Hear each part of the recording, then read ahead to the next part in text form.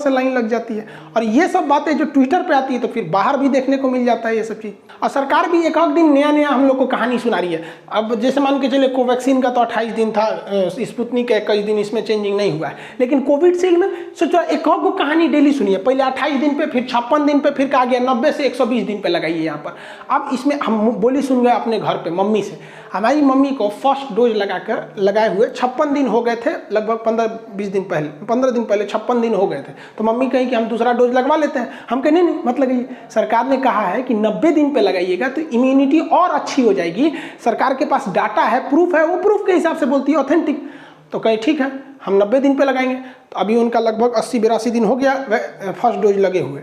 अब इधर सरकार एक नया नियम लाने जा रही है कि नहीं 60 दिन पे वैक्सीन ठीक था।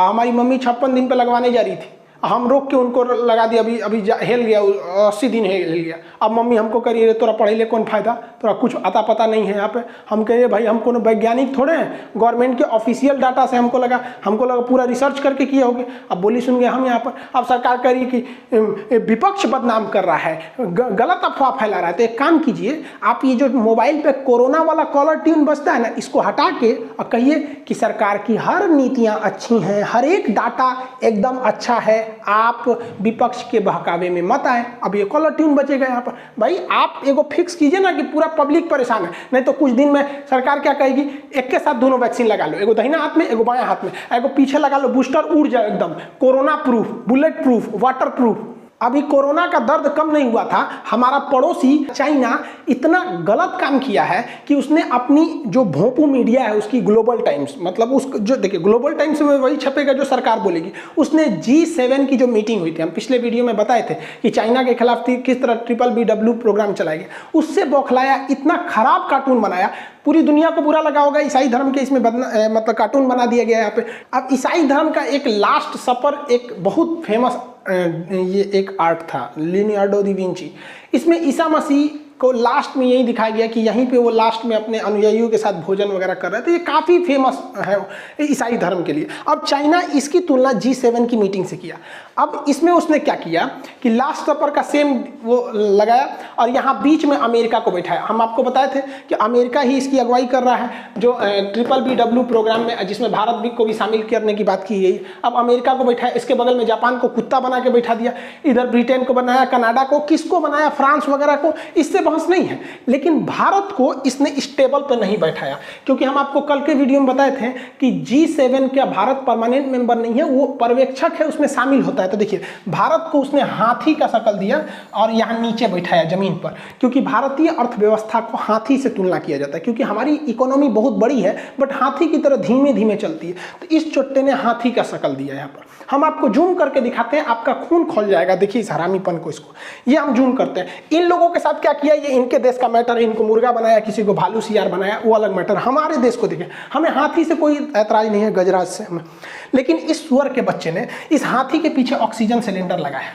पूरी दुनिया में कोरोना फैलाया चाइना, और हम लोग का मजाक उड़ा रहा है क्योंकि हम लोग का ऑक्सीजन घट गए थे। हमारे यहाँ कम से कम ज़्यादातर लाशें तो केवल ऑक्सीजन की कमी से मरी हैं यहाँ पर। अब ऑक्सीजन विदेशों से मंगाना पड़ा, ऐसे ऐसे देश ऑक्सीजन दिए जहाँ पे हम लोग को उम्मीद नहीं थी, तो ये मजाक उड़ा रहा है। इसके अलावा आप देखिए यहाँ पर, यहाँ एक सलाइन चढ़ा रहा है, ये गंगा जल को दिखा रहा है, और यहाँ पर एक और सलाइन चल रहा है। अब इसमें अगर ध्यान से आप लोग को दिख नहीं रहा होगा, आप नेट से इसको last supper image of corona Global Times लिखेंगे तो आएगा। इसमें गाय का फोटो है, मतलब ये क्या दिखा रहा है, गौमूत्र दिखा रहा है।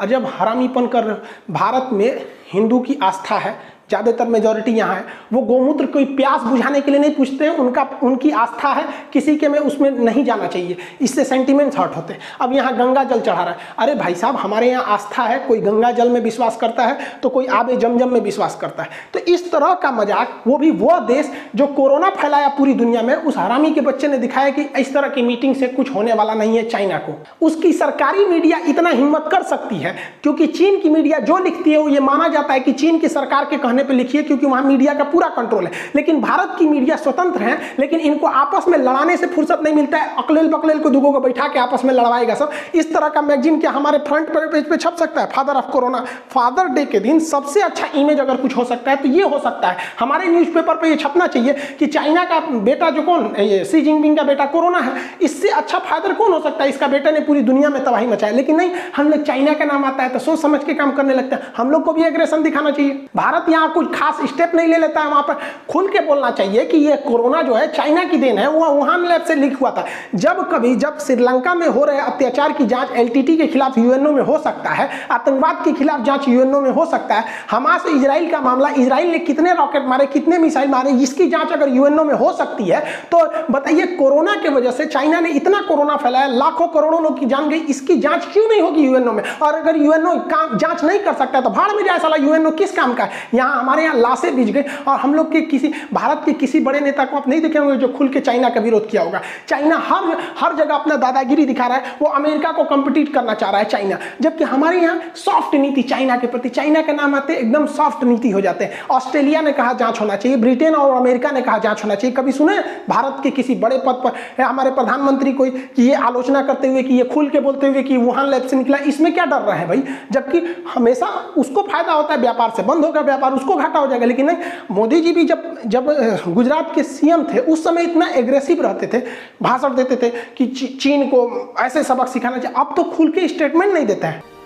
हमारी सीमा पर चाइना घुस गया, जब उसकी बड़ी टेंशन थी, चर्चा थी, उस समय और उसी इश्यू को लेकर के हमारे फॉरेन मिनिस्टर चाइना गए। चाइना जाके क्या बोले? And he made statement that he likes Beijing so much that he wants to stay there. ये हिंदुस्तान के फॉरेन मिनिस्टर के पराक्रम है।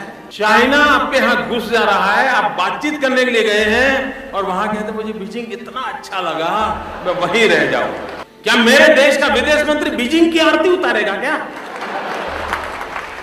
हम लोग मर रहे हैं, कितने लोग, गंगा में लाशें बह रही हैं चीन की वजह से। कोरोना हम लोग की देन थोड़ी है। शुरुआत में ही चोट्टा बोल देता अगर वो 2019 में ही कि ये ह्यूमन टू ह्यूमन फैल रहा है तो हम लोग बैन लगा देते लोग चाइना के ट्रेवल पर। लेकिन नहीं, और हम लोग एकदम आराम से चाइना नाराज ना हो रहा है, चोट्टा कहीं का।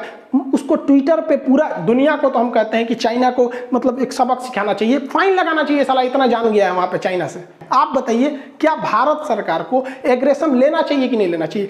एकदम कड़े नीति की जरूरत है कि उससे तो हमें फायदा है ना। उधर साला गलवान घाटी में घुस रहा है, अरुणाचल प्रदेश में घुस रहा है, उसके बाद पूरी दुनिया में हम लोग का मजाक बना रहा है। इस तरह से भारत का मजाक उड़ा दिया गया। इस पर ट्विटर पे ट्रेंड नहीं करा जाएगा, रिपोर्ट ऑन चाइना वगैरह, इस पर नहीं ट्रेंड होगा। यहाँ पर हम तो कहते हैं इस पर भी धज्जी उड़ाना चाहिए ताकि पूरी दुनिया से ये ट्रेंड होना चाहिए कि चाइना को उसकी समझ में आए। चाइना में ट्विटर वगैरह नहीं चलता है क्योंकि उसको पता है कि अगर चाइना ट्विटर फेसबुक चालू कर दिया तो वहां के लोग जो बहुत खुश होते हैं उनको समझ में आ जाएगा कि आज़ादी क्या होती है। जैकमा थोड़ा सा बात बोले थे कि चाइना की सरकार मतलब बहुत स्ट्रिक्ट होती है। जैकमा को गायबे कर दिया ससुरा, कहाँ चल गए? जैकमा अली बाबा के एशिया के सबसे अमीर आदमी बनते थे। हमारे यहाँ ऐसा आज़ादी थोड़ी है। हमारे यहाँ कोई मर्यादा में रह के प्रधानमंत्री से लेकर कुछ भी बोल सकते हैं। यही तो भारत का लोकतंत्र है। हवाई चप्पल पे चलने वाला आदमी हवाई जहाज में घूमने वाला प्रधानमंत्री को बोलता है हाँ आप मर्यादा में रह के कुछ भी बोलेंगे, कोई कुछ नहीं कर सकता है। अब क्या है कि एकदम अंध विरोधी बन जाइए या तो अंधभक्त बन जाइए। अंधभक्त बनिए तो कुछ कमी ना सुनाई दे, अंध विरोधी बनिए तो दिन रात गरियाबे कीजिए। ऐसा भी नहीं होना चाहिए। लेकिन हाँ, चाइना को उसका सबक सिखाना जरूरी है क्योंकि अब पानी सर से ऊपर चला गया है। उस हरामी के बच्चे ने पूरी इकोनॉमी चौपट कर दिया। और आप लोग से